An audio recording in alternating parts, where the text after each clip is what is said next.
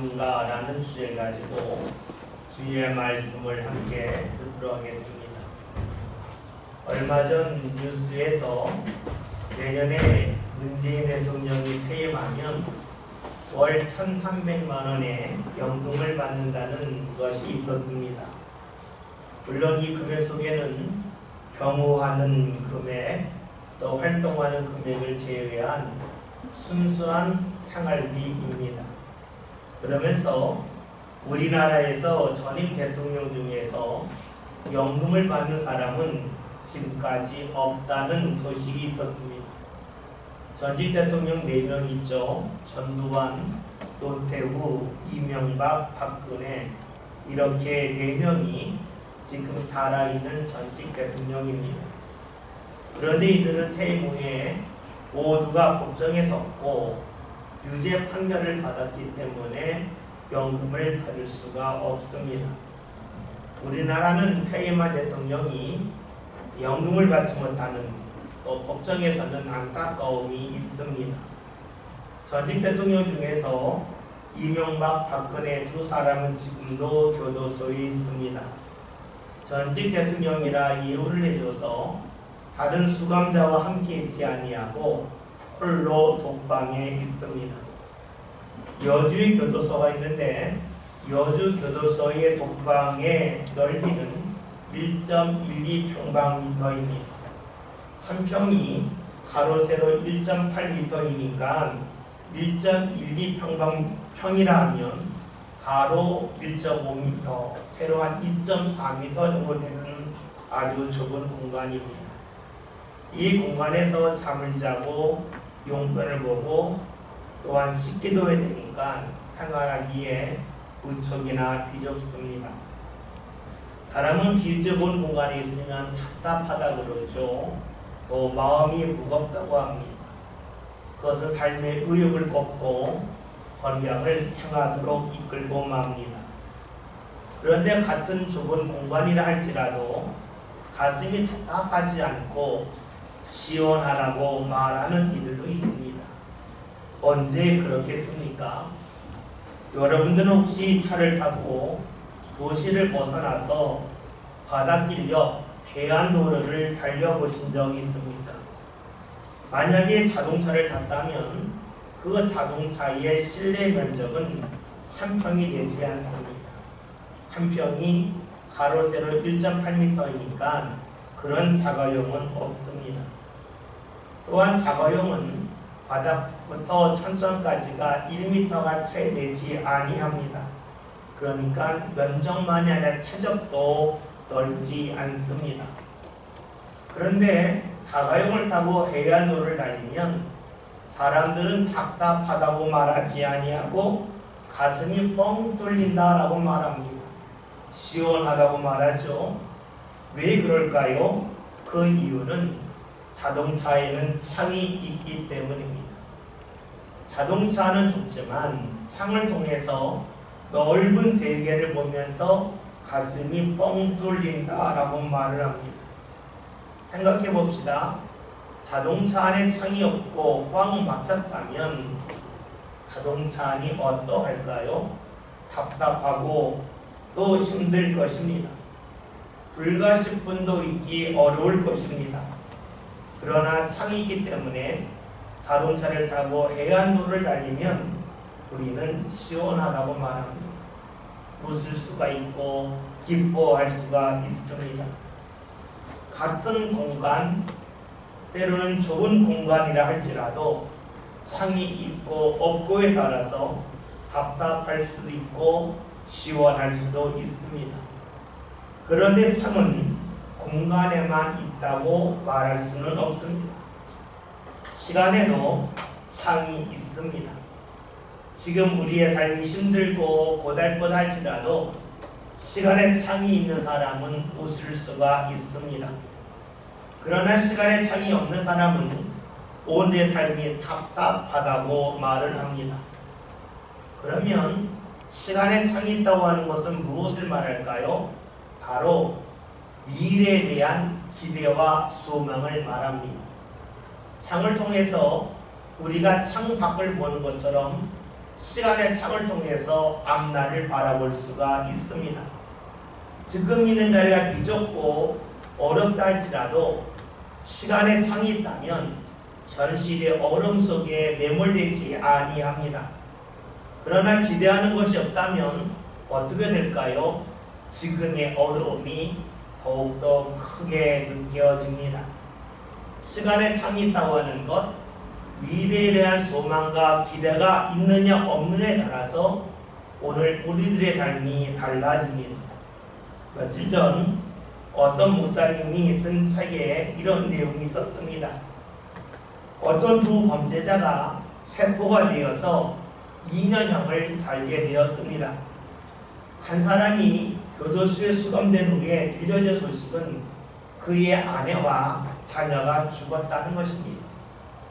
이 소식을 듣고 수감자는 몹시 근심하면서 몸이 쇠약해졌고 앓다가 죽었습니다. 반면에 다른 수감자는 교도소에 있으면서 자신의 아내가 출산했다고 하는 소식을 들었습니다.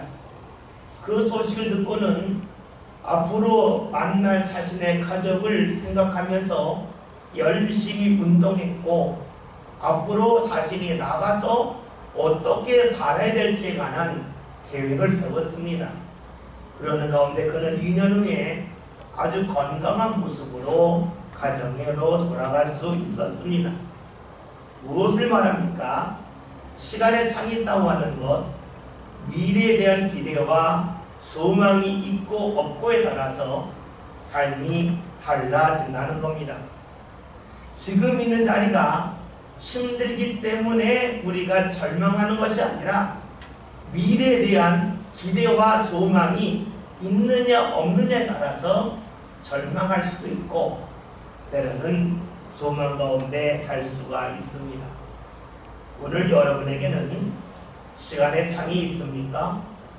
달리 말하면 미래에 대한 기대와 소망이 있습니다. 우리는 살면서 원치 않게 어려움을 경험합니다. 어려움을 경험하면 우리는 두 가지를 떠올립니다. 제일 먼저 내가 할 수 있는 것이 무엇이 있을까를 생각하죠. 또 하나는 어려우면 누군가 나를 도울 대상이 없을까 하는 것을 찾습니다.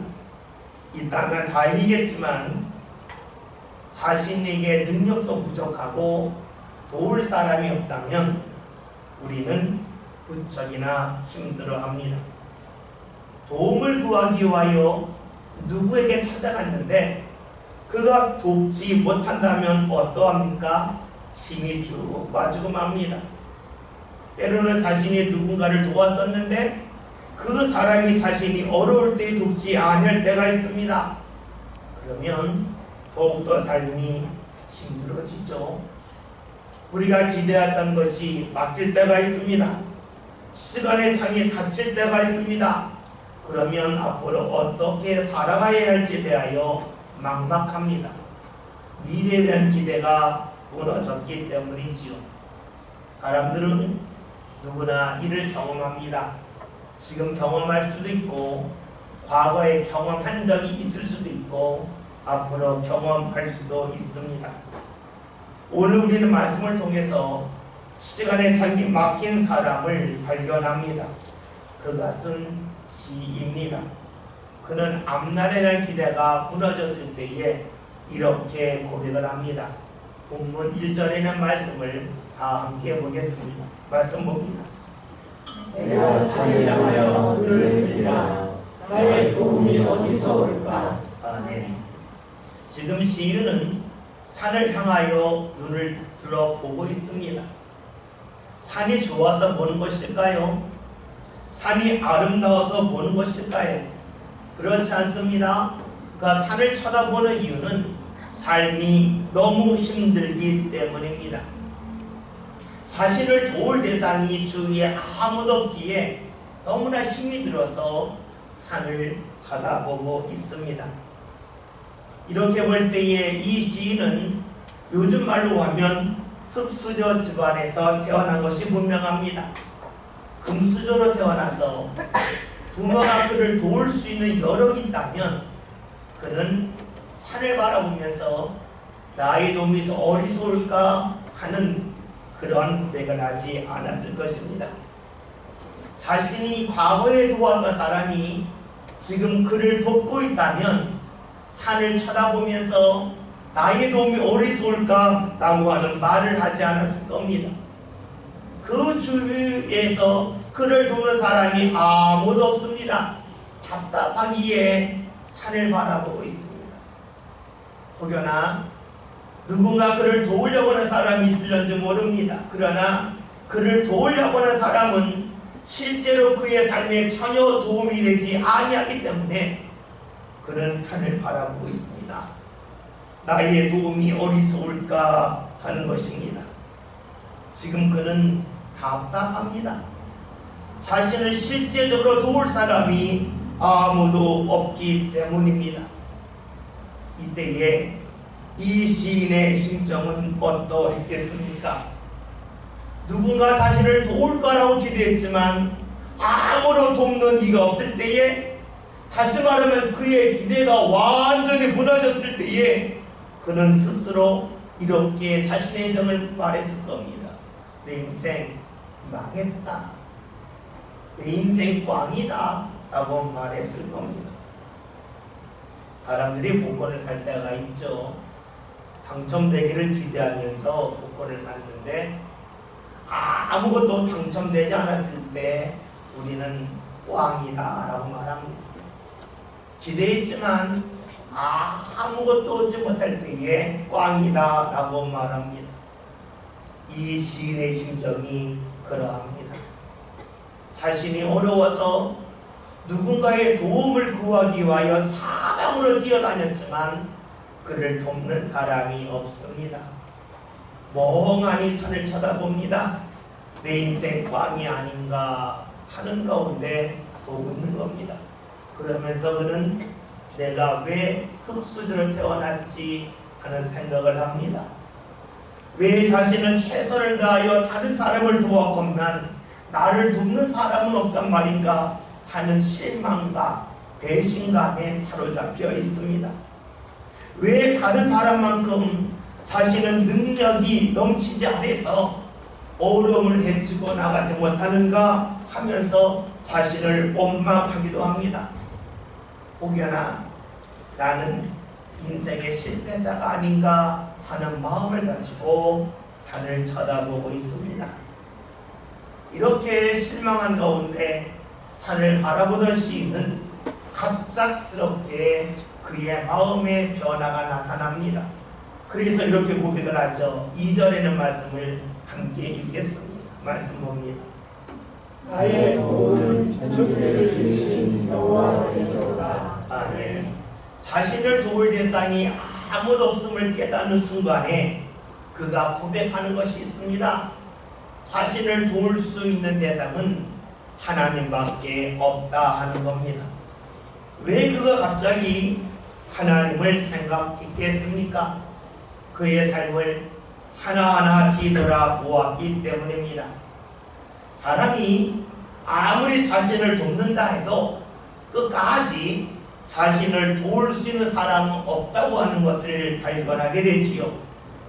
아무리 금수저로 태어나고 주위에 수많은 사람들이 자신을 돕는다 할지라도 끝까지 자신의 인생을 책임질 수 없음을 알게 됩니다. 그렇잖아요. 자신이 몸이 아플 때에 누군가 옆에 와서 병을 간호하고 치료하고자 힘쓸 수 있습니다. 그러나 온전히 낫게 할 수 있는 사람은 아무도 없습니다. 고통 속에 있을 때에 누군가 자신에게 와서 위로하고 함께 할 수 있습니다. 그러나 자신의 고통을 대신할 수 있는 사람은 없습니다. 이것이 바로 사람의 한계입니다. 이 시인은 아픔 속에서 자신이 생각하는 그런 기대가 무너지는 시간의 창이 막힌 자리에서 힘들어하고 괴로워하면서 사람의 한계를 깨닫습니다. 그리고는 더 이상 사람의 도움을 구하기보다는 하나님의 도움을 구하고자 합니다.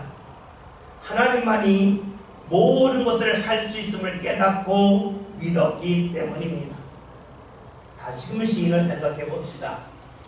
그가 기대한 것이 완전히 무너졌습니다. 무너진 후에 비로소 그는 하나님을 향한 믿음의 창을 찾았고 그 창을 열었습니다. 이 시인의 고백은 하나님은 천지를 지으신 분이라 라는 겁니다. 그가 직접 하나님이 천지를 지은 것을 보았기 때문에 이런 고백을 하는 것은 아니지요. 사람은 아무리 힘을 모은다 할지라도 헌신의 힘을 다한다 할지라도 천지를 지을 수는 없습니다. 따라서 하나님이 천지를 지었다고 하는 것은 하나님은 사람이 할 수 없는 일을 한다고 하는 믿음의 고백이기도 합니다. 이제 하나님을 찾는 그는 하나님에 대하여 이렇게 고백을 하죠.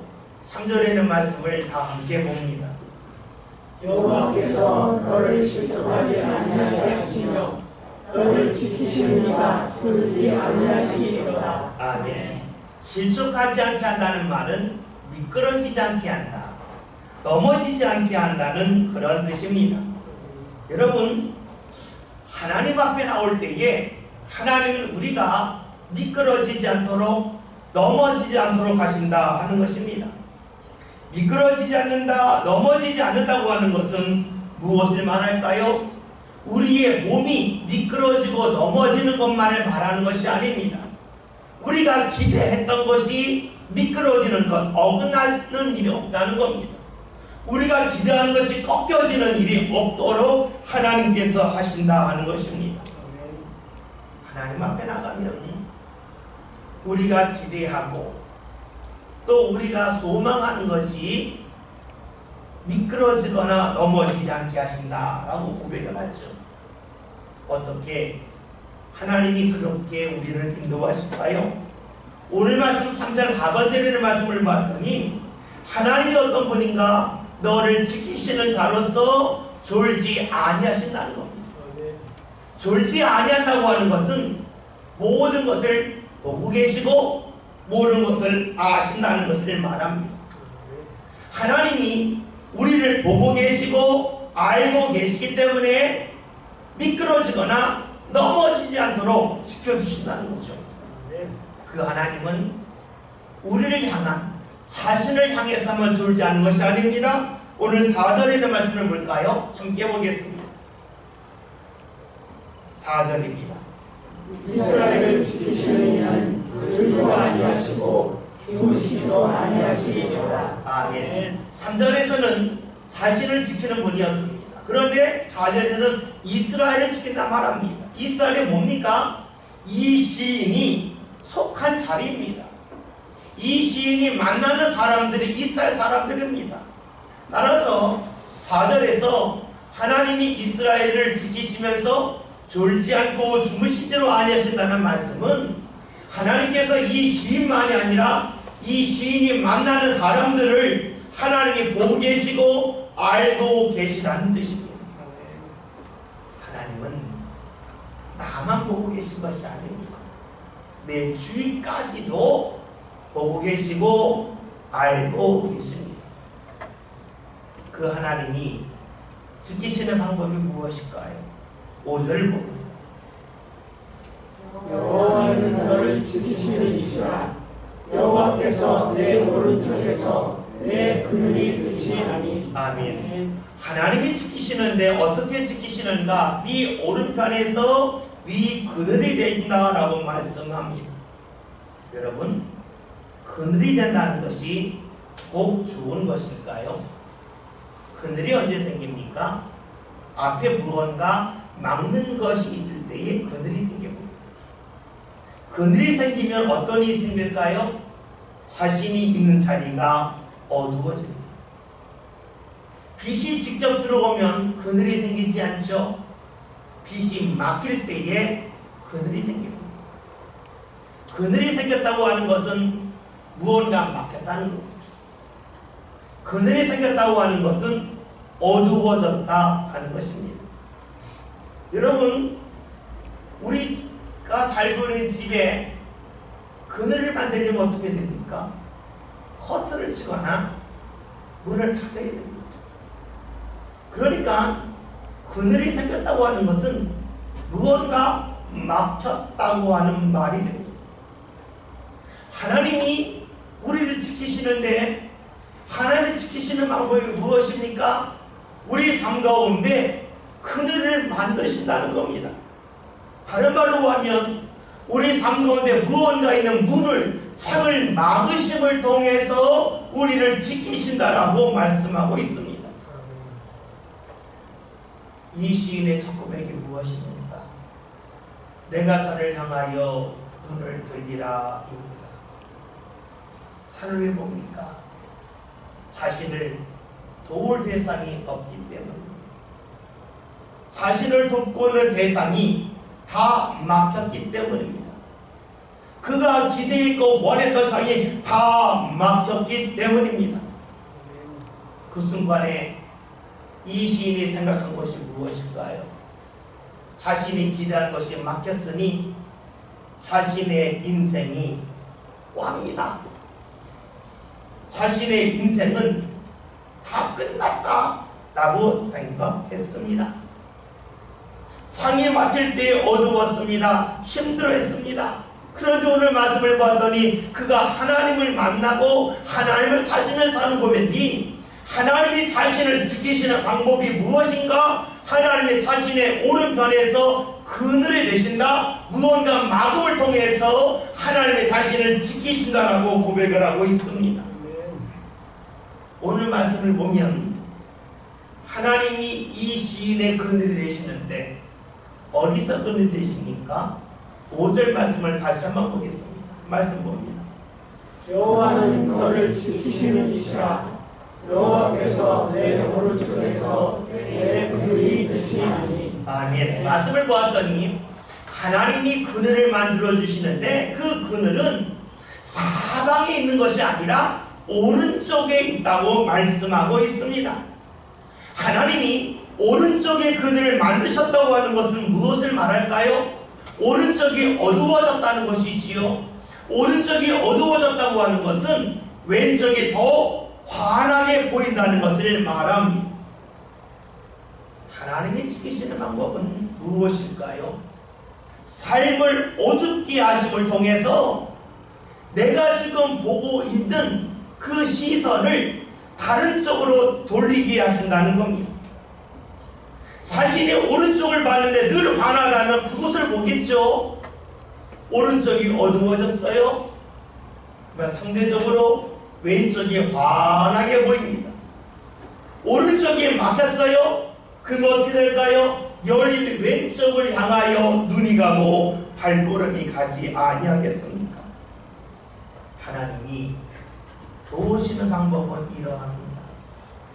우리 삶 가운데 그늘을 만드심을 통해서 우리로 하여금 다른 곳을 보게 하신다는 것이지요. 어리석은 사람은 어떻게 살아갈까요? 자신이 지금 보고 있는 오른쪽이 막혔을 때에, 오른쪽이 어두워졌을 때에 왜 여기만 어둡냐고, 여기에 왜 그늘이 생겼냐고 탄식합니다. 삶 가운데 있는 어둠만을 보기 때문이지요. 오른쪽의 그늘을 통해서 왼쪽을 보게 하시는 하나님의 뜻을 찾지 아니한다면 그 사람은 지혜롭지 못하고 어리석은 사람입니다. 우리는 하나님이 우리를 지키시는 것에 이렇게 생각합니다. 내가 좋아하고 내가 원하는 것을 계속 할 수 있도록 돌보시는 것을 생각합니다.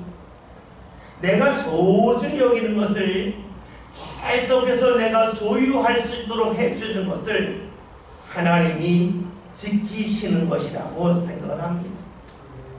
그런데 여러분 아시지요? 우리가 소중히 여기는 것이 나중에도 소중합니까? 지금 나에게 절대적으로 필요하다고 여긴 것이 얼마 지나지 않아서는 소용없는 것으로 다가올 때가 상당히 많습니다. 지금 소중하다고 해서 계속해서 소중한 것이 될 수는 없습니다. 그러기에 우리가 지금 귀하라고 여기는 것을 계속해서 유지하는 것이 삶 가운데 꼭 도움이 되는 것만은 아닙니다. 하나님은 우리가 소중히 여기는 것을 어둡게 하셔서 보지 못하게 하시고 그 길을 막기도 하십니다.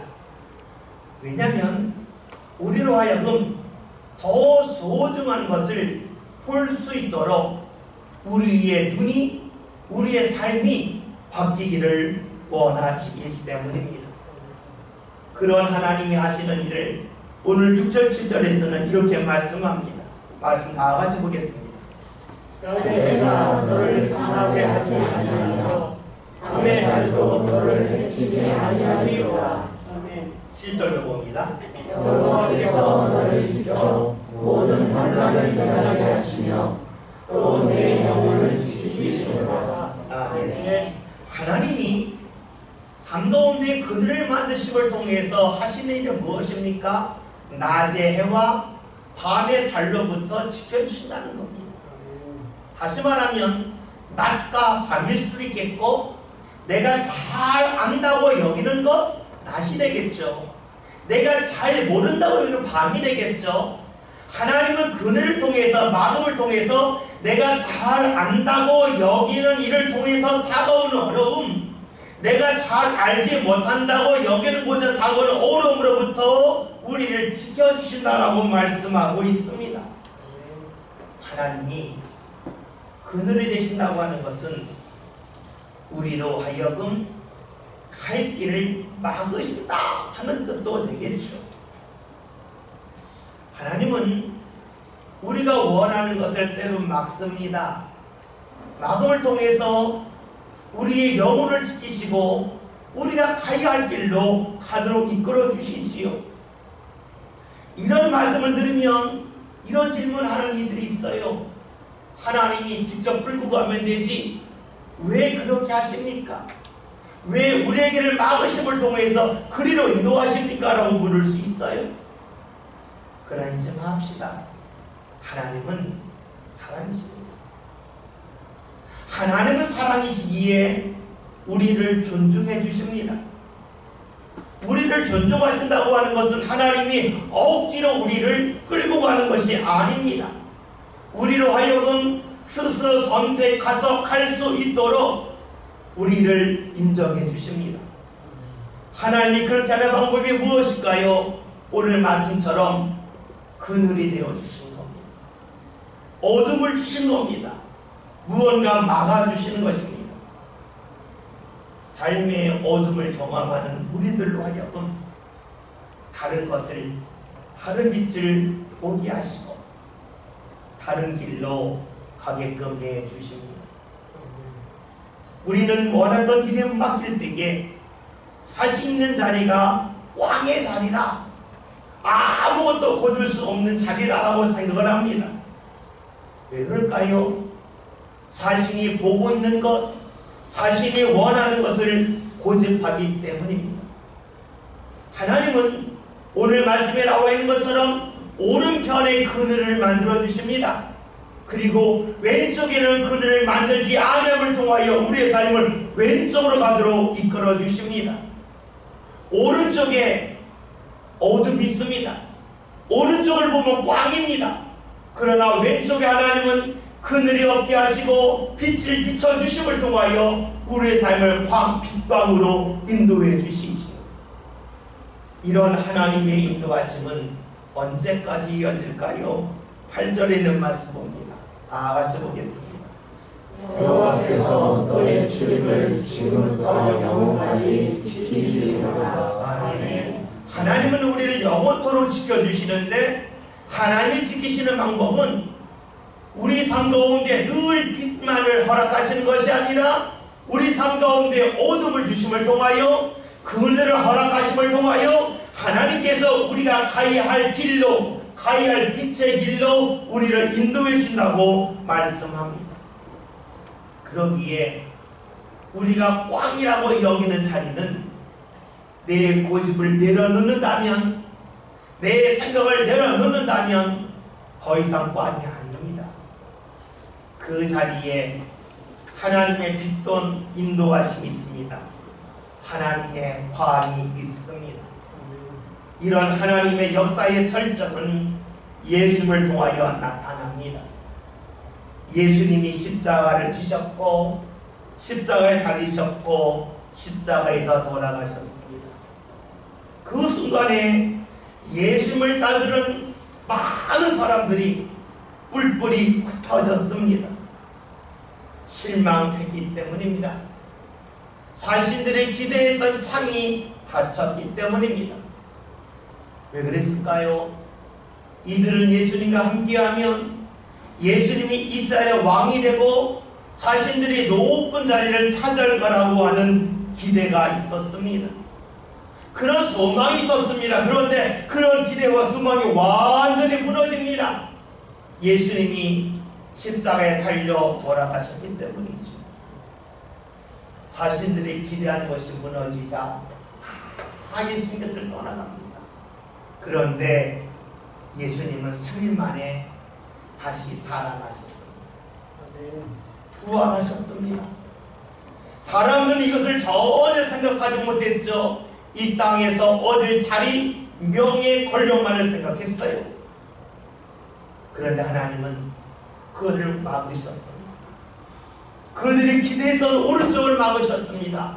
그리고 그들이 전혀 기대하지 않은 일, 왼쪽에 빛을 비춰주셨죠. 예수님이 죽음을 이기고 부활케 해주셨습니다. 여러분, 제자들은 막힘을 경험했습니다. 그늘을 경험했습니다. 어둠을 경험했습니다. 그러나 그것은 그들의 삶을 온전히 막는 마음도 어둠도 아니었죠. 그들이 바라보았던 오른쪽에 막혔을 뿐입니다. 하나님은 왼편을 열어주셨습니다. 오늘 우리 삶도 그러하지 않겠습니까? 우리가 기대하는 것이 있습니다. 간절히 원하는 것이 있습니다. 그것이 막힐 때에 우리는 시편 121편 시인의 고백처럼 멍하니 산을 쳐다보면서 나의 도움이 어디서 올까? 내 인생 꽝 아닌가? 내 인생 망한 거 아닌가? 라고 생각하겠죠. 그러나 주님을 만나면 달라집니다. 오른편은 막혔지만 그 막힘을 통해서 주께서는 왼편으로 우리를 인도하시고 그곳에서 우리 삶 가운데 풍요로운 은혜를 예비해 놓으시고 허락하신다는 것이지요. 오늘 말씀 제목이 꽝인가 광인가입니다. 우리가 기대한 것이 막히면 우리는 내 인생 꽝이 아닌가 라고 말할 수 있습니다. 내 인생 망한 거 아닌가 그럴 수 있습니다. 그러나 잊지 마십시다. 하나님이 인도하심은, 하나님이 지키심은 내가 원하는 것을 해석할 수 있도록 이끌어 주시는 것이 아니라 내 삶 가운데 그늘을 만들어 주시고 막음을 주시고 어둠을 주심을 통해서 우리들로 하여금 더 복되고 환하고 아름다운 길로 갈 수 있도록 우리를 이끌어 주신다는 것입니다. 내 생각에는 꽝이지만 하나님 계획 속에는 광, 빛이 있습니다. 오늘 저와 여러분이 하나님을 믿고 하나님을 의지하는 가운데 내 삶에 그늘이 생겼다고 해서 절망하지 맙시다. 내 삶 가운데 창이 닫혔다고 해서, 내 삶 가운데 어둠이 있다고 해서 실망하거나 낙심하지 맙시다. 주님께서는 오른편에 그늘을 만드시지만 왼편은 밝게 하시면서 우리를 더욱더 복된 길로 인도하실 분임을 꼭 기억합시다. 그래야 하여서 어려운 자리에서 내 인생의 꽝이다 라고 말하기보다는 내 인생에 주님의 빛이 있다 라고 하는 믿음의 고백이 저와 여러분의 고백이 되시길 바라겠습니다. 그리하여서 주께서 주시는 귀한 은혜가 저와 여러분들 삶 가운데 온전히 많은 복된 역사가 넘쳐날 수 있기를 주의 이름으로 기원드립니다. 기도합니다.